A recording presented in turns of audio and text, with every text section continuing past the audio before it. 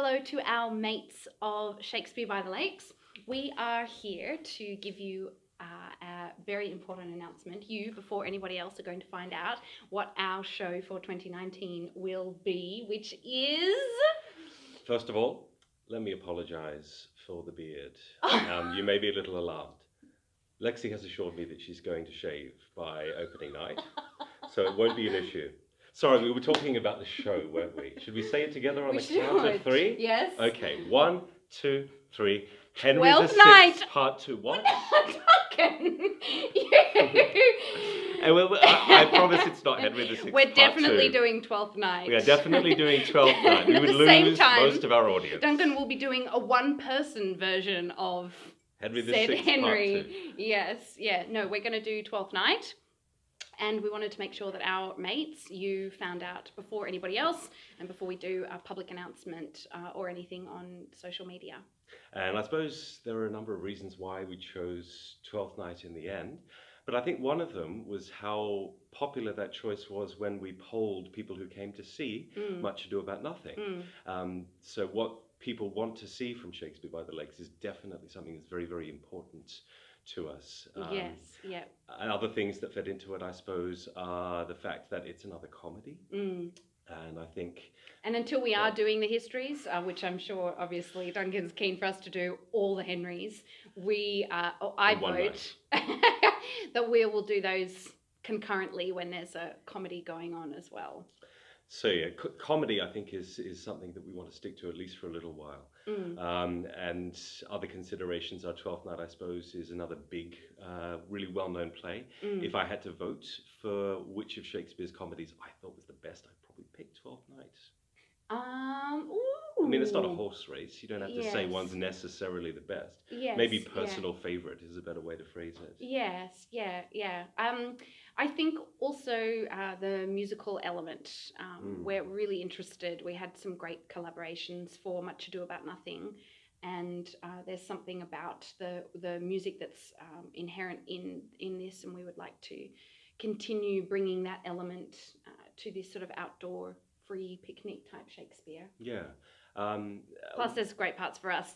Well, that doesn't feed into it at all. The only other thing I might add is that it's a very festive play. 12th night refers to the 12 days of Christmas, the 12th one of those.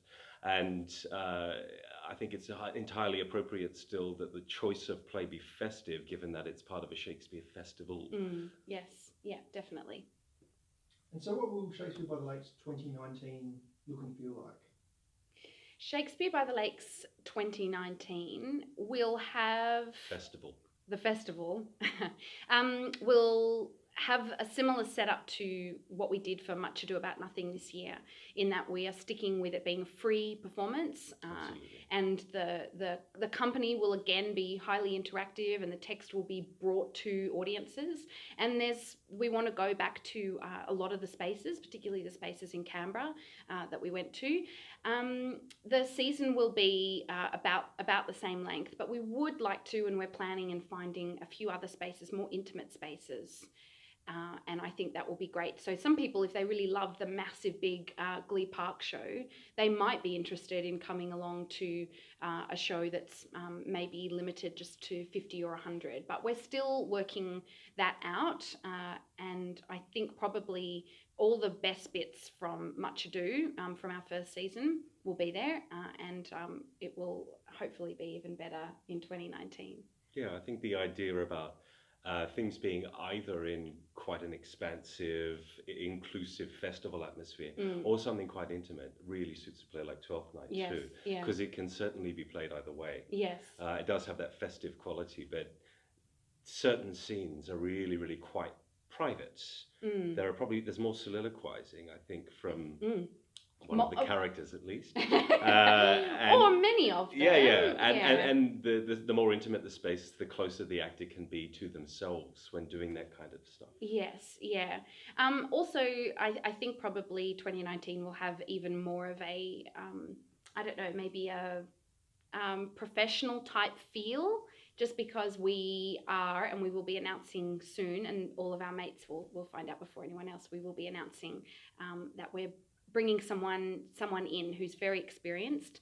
Duncan and I absolutely loved our multiple roles in the year and the season just gone, but we're both actors at heart, and so we've decided to bring someone on board to direct, but more on that soon. And the news of the show, 12th Night, when's that embargo to?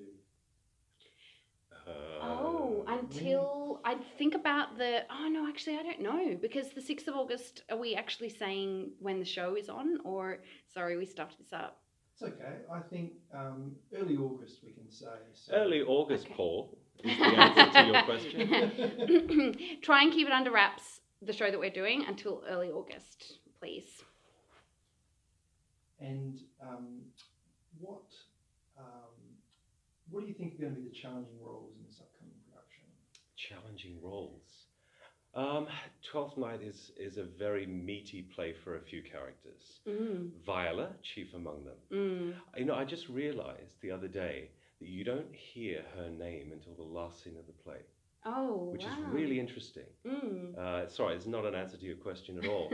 But we're used to, because we know the play well, and when you read the play, you see her name so often, that it doesn't twig that for an audience... So she doesn't say it to the captain in that opening bit? No, it's not in the opening bit. It's in the final pages of the play. You actually hear what her name is. And I think that's really interesting.